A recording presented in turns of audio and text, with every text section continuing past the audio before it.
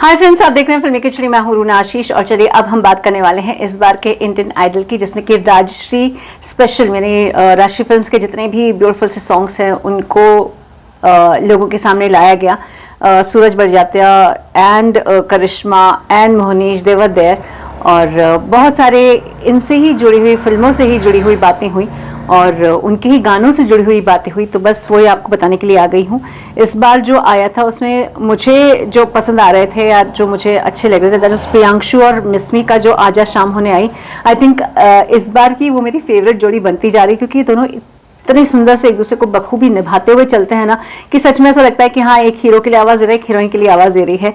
दोनों की आवाज में उतना ही परफेक्शन भी है। अगर साथ में अच्छा गाते हैं तो अलग अलग भी अच्छा गाते हैं। इसलिए प्रियांशु का ये एक स्ट्रॉन्ग पॉइंट नहीं है जहां पर वो आजा शाम होने आई जैसे गाने वो गाए, एसपी बालासुब्रमण्यम साहब की ठोस आवाज के वाले गाने प्रियांशु ने अटेम्प्ट किया है, तो मुझे बहुत अच्छा लगा। और सिर्फ अटेम्प्ट नहीं किया बल्कि मुझे पसंद भी उतना आया है। ये उनका कंफर्ट जोन नहीं है, फिर भी उन्होंने बहुत अच्छे से परफॉर्म किया है, मैं सिंपल ये बोल सकती हूँ।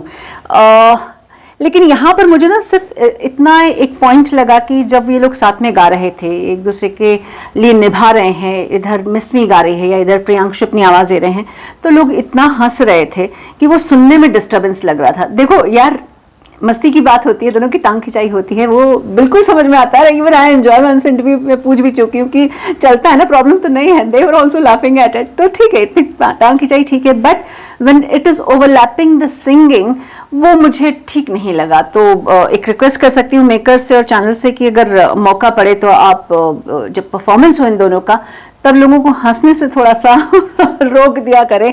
गाना इंपॉर्टेंट है, टांग खिंचाई होती रहती है। उसके बाद अगर मैं किसी और की बात करती हूँ तो रागिनी की बात करती हूँ। उन्होंने गाया है सजना है मुझे सजना के लिए। बहुत उनकी आवाज में वो कोमलता नजर आती है। इनफैक्ट उसको कमेंट भी यही दिया गया था, सूरज जी ने बोला था कि अलग सा श्रृंगार रस लेकर आई हो।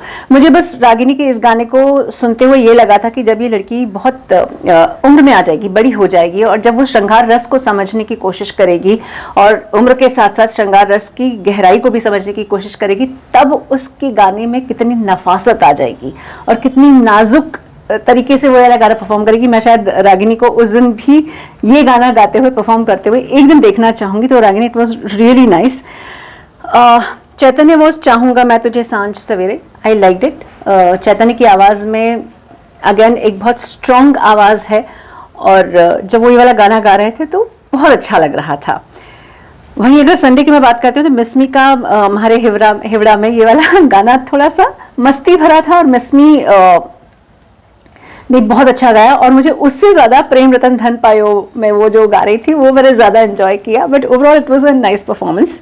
वहीं मैं विश्वरूप की बात करूँ तो पहला पहला प्यार है, इट वाज नाइस।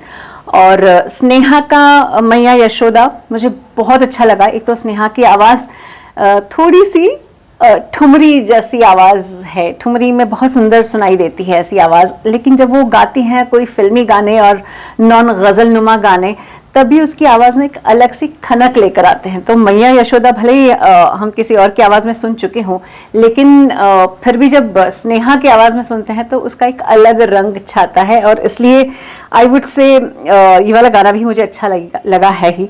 और अनिरुद्ध का मेरे रंग में, अनिरुद्ध से बात भी हुई थी एसपी बालासुब्रमण्यम साहब के बारे में, और बहुत अच्छा लगता है कि लोग किशोर कुमार साहब से या रफ़ी जी से या सोनू निगम या फिर अरिजीत से इंस्पायर होते हैं, और अनिरुद्ध उन लोगों में से आते हैं जो एसपी बालासुब्रमण्यम साहब की ठोस yet simple yet very perfect आवाज से इंस्पायर हुए हैं। तो Aniruddh, I am really looking forward for you to.